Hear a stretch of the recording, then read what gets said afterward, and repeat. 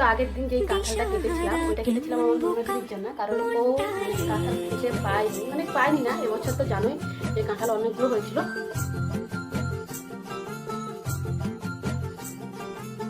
দেখো খাওয়া দাওয়া কমপ্লিট করে এখন ছাদে চলে এসেছি জামা কাপড়গুলো তুলবো বলে, মানে থালা বাসন যেগুলো একটু থালা বাসন ছিল ওগুলো ধুয়ে এখন ছাদের উপরে চলে এসেছি তাড়াহুড়ো করে জামা কাপড়গুলো তুলতে হবে, কারণ প্রচুর পরিমাণে মেঘ করেছে। আর মেঘ ওটা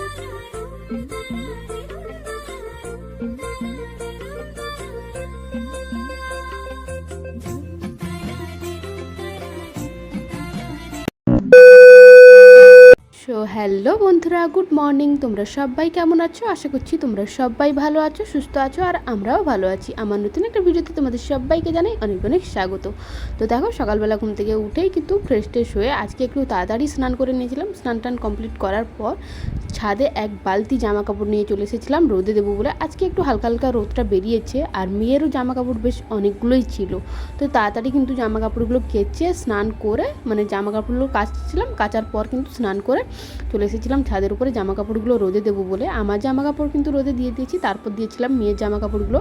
মেয়ের জামা কাপড়গুলো কিন্তু ওই যে দেখতেই পাচ্ছ পাঁচিল দেওয়া আছে, তো ওগুলোর মধ্যে দিচ্ছি যাতে তাড়াতাড়ি শুকে যায়। আর ওগুলোর মধ্যে দিলে কিন্তু মেয়ের জামা কাপড়গুলো ছোটো ছোটো থাকে, তো শুকে যায়, খুব সুন্দরভাবে শুকে যায়। দড়ার মধ্যে দিলে কিন্তু অনেকটা দেরি হয় শুকতে, তো তার কারণে কিন্তু ওর মধ্যে দিয়ে দিয়েছিলাম।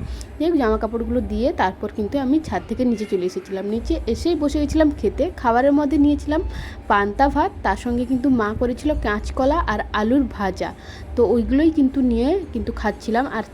আজকে বলবো না, প্রায় কিন্তু সকালবেলার টিফিনটা কিন্তু প্রায় মা বানায়, কারণ বাবা সকাল সকাল কাজে চলে যায়, মানে ভোরবেলা কিন্তু কাজে যায়, তো মা কিন্তু টিফিন বানিয়ে বাবাকে দেয়, তো তার কারণে কিন্তু মানে বেশি করে নেয়, তো বাবাকে দিয়ে দেয়, তারপর কিন্তু রেখে দেয় যে জিনিসগুলো সবাই খাবে বলে।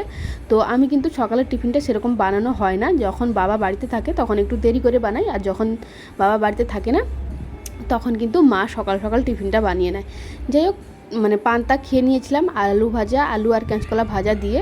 তো খাওয়া দাওয়া কমপ্লিট করার পর এইদিকে দেখো চলে এসেছিলাম আইসক্রিম খেতে। আর এই যে দেখতেই পাচ্ছ আইসক্রিমটা পড়ে গেছে, একটু মেয়ে কিন্তু তুলে খেয়ে নিয়েছে। যাই হোক, ও এতটা আইসক্রিমের পোকা, মানে কি বলবো, আমাকে সকাল থেকে বলছে মা আইসক্রিম খাবে না, মা আইসক্রিম খাবে না।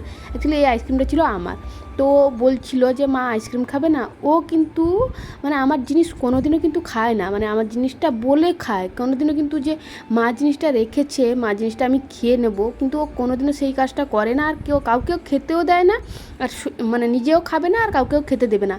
মাকে জিজ্ঞাসা করে, মাকে বলে তারপর কিন্তু খাবে। তো যাই হোক, এখন বসে গেছিলাম মা মেয়ে মিলে, এখন আইসক্রিম খাচ্ছিলাম। আর এই যে আইসক্রিমটা রাবড়ি, মানে আইসক্রিমটার নাম, তো খেতে ভীষণই ভালো লাগে।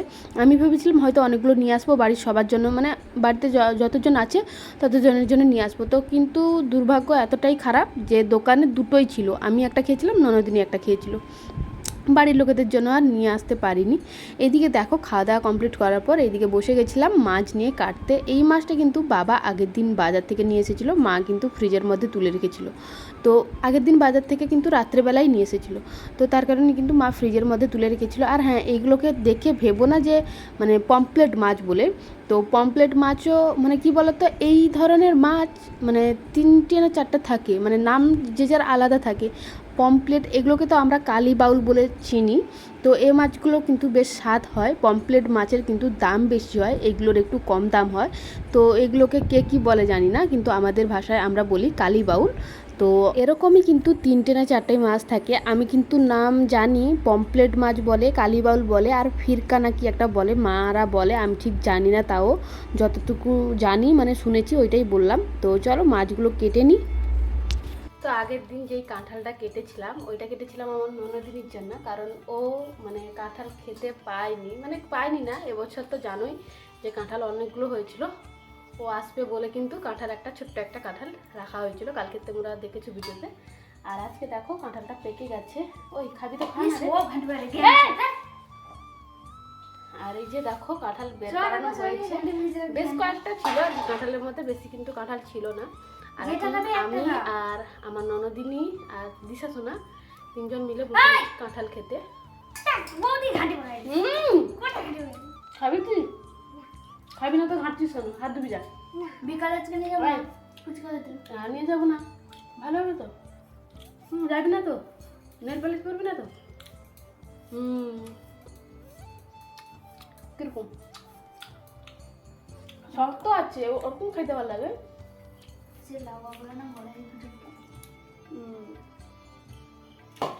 তো চলো এখন কাঁঠাল খাই। আর রান্না ওইদিকে বসিয়েছিলাম, রেখে দিয়ে এসেছি, মানে বাটনা বাটছিলাম, বাটনা বেটে রেখে দিয়ে এসেছি।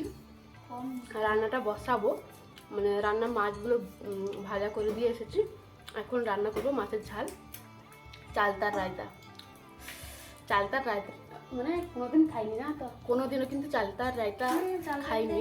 এই শ্বশুর বাড়িতে এসে প্রথমবার খেয়েছিলাম। আর খেতে যা হয়েছিল, আমি নিজে বানিয়েছিলাম আর নিজে বানিয়ে বলছি যে খেতে জাস্ট ওয়াও হয়েছিল। ঝাল ঝাল হয়েছিল। ঝাল বলতে কি, মানে চোখ দিয়ে জল চলে আসছে, পড়েও যাচ্ছে চোখ দিয়ে জল। তো খাওয়া কিন্তু বন্ধ করিনি, পুরোটা শেষ করেছি, মানে চালতার যে রায়তাটা হয়। তো আজকে ভাবলাম চলো ঝাল করবো আর চালতার রায়তা করবো বাড়িতে, আর সেরকম কিছু করবো না। আর প্রচুর পরিমাণে গরম পড়েছে। চলো খেয়ে নিই, আবার কথা হচ্ছে। খাওয়া দাওয়া করে মানে কাঁঠাল খেয়ে তারপর কিন্তু রান্না করতে বসে গেছিলাম। রান্না কিন্তু আমার প্রায় কমপ্লিট, দেখেই বুঝতে পারছো। মাছের ঝাল করেছি কাঁচা লঙ্কা দিয়ে। মাকে কিন্তু আমি মানে রেসিপিটা মায়ের কাছ থেকে শুনেছি। প্রথমেই কিন্তু মাকে ফোন করে বললাম যে এরকম বাড়িতে কালী বাউল এনেছে, তো কি করলে ভালো হবে, কি মশলা দিলে ভালো হবে তুমি বলো একটু। আর আমার মা না একটু ভালো রান্না করে, তো তার কারণে কিন্তু মাকে একটু জিজ্ঞাসা করে নিচ্ছিলাম। তোমরা আবার কেউ কিছু খারাপ বলো না বা খারাপ কমেন্ট করো না যে তোমার শাশুড়ি মা থাকতে তোমার মাকে জিজ্ঞাসা করলে কেন। অ্যাকচুয়ালি আমার মনটা একটু খুঁতখুত করে, কি হবে না হবে, কি ভালো হবে কি না হবে, ওইটা না মানে কি বলতো, আমি নিজে যতটা জানি না তার থেকে ডবল কিন্তু আমার মা জানে। তো মাকে জিজ্ঞাসা করিনি, শাশুড়ি মাকেও কিন্তু অনেক সময় অনেক মানে রান্নাবান্না জিজ্ঞাসা করে নিই যে কীরকম হবে না হবে। যেই রান্নাবান্নাগুলো আমার মা করে না, আমার বাবার বাড়িতে যেই সব জিনিসগুলো রান্না হয় না, ওইগুলো কিন্তু আমার শাশুড়ি মাকে জিজ্ঞাসা করে নিই। তো যাই হোক, এখন দেখো তরকারিটা নামিয়ে নিয়ে ঝালটা, তারপর কিন্তু চালতাটাকে একটু সিদ্ধ বসিয়ে দিয়েছিলাম। রান্নাবান্না কমপ্লিট করার পর তারপর এইদিকে দেখো বসে গেছিলাম খেতে। খাবারের মধ্যে এই যে দেখতেই পাচ্ছ মাছের ঝাল নিয়েছিলাম, চালতার রায়তা নিয়েছিলাম, আর কোনো কিছুই কিন্তু আমার লাগবে না। আর তোমাদেরকে অনেকবারই বলেছি যে আমার একটা তরকারি যদি একটু ভালো হয় তাহলে আমার আর কোনো কিছুই লাগবে না, মানে কোনো কিছুই দরকার হবে না আমার। একটা তরকারি যদি একটু ভালো হয় আমার আর কোনো কিছুই লাগবে না। 10টা তরকারি আমার পাতের মধ্যে মানে থালার মধ্যে সাজিয়ে দিলে আমার একটা তরকারি যদি মুখে লেগে যায়, যদি পছন্দ হয়, তাহলে ওটা দিয়েই আমি খেয়ে নেবো। এদিকে আমিও একা বসে গেছিলাম খেতে, সরি একা বলবো না, আমি এদিকে একা বসেছিলাম, ওই সেটা কিন্তু মা আর দিদা বসেছিল খেতে। আর আমি যখনই খেতে বসি তখনই কিন্তু মা দিদার সঙ্গেই কিন্তু খেতে বসি। আগে কিন্তু তোমাদের দাদাভাই থাকতো, তো তোমাদের দাদাভাইয়ের সঙ্গে বাবা দাদুর সঙ্গে কিন্তু খেয়ে নিতাম। এখন কিন্তু দিদা মায়ের সঙ্গে খেতে বসি। দেখো খাওয়া দাওয়া কমপ্লিট করে এখন ছাদে চলে এসেছি জামা কাপড়গুলো তুলবো বলে, মানে থালা বাসন যেগুলো এঁঠো থালা বাসন বেরিয়েছিলো ওগুলো ধুয়ে এখন ছাদের উপরে চলে এসেছি তাড়াহুড়ো করে। জামা কাপড়গুলো তুলতে হবে কারণ প্রচুর পরিমাণে মেঘ করেছে আর মেঘও ডাকা শুরু করে দিয়েছে। জামা কাপড়গুলো তুলে নিয়ে যাই, না হলে কিন্তু ঘুমিয়ে পড়লে এখন আর কখন যে উঠবো তার নেই ঠিক। আর বৃষ্টি পড়লেও মানে বুঝতে পারবো না। বৃষ্টিও কিন্তু অলরেডি শুরু হয়ে গেছে, পড়া শুরু হয়ে গেছে বৃষ্টি। তো চলো জামা কাপড়গুলো ঝটপট তুলে নিই, কারণ যেটুকু শুকিয়ে আছে ওইগুলোই ভিজে যাবে। তো চলো জামা কাপড়গুলো তুলে নিই আগে।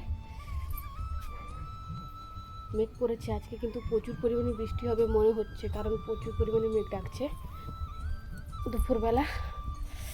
চলো জামা কাপড়গুলো, মেয়ের জামা কাপড়গুলো কিন্তু প্রায় শুকিয়ে গেছে বলা যায়। দেখো মেঘ তো প্রচুর পরিমাণে করেছিল, আর যেই ভয়টাই পাচ্ছিলাম ওইটাই ঠিক ঘটেছে, মানে ওইটাই হয়েছে।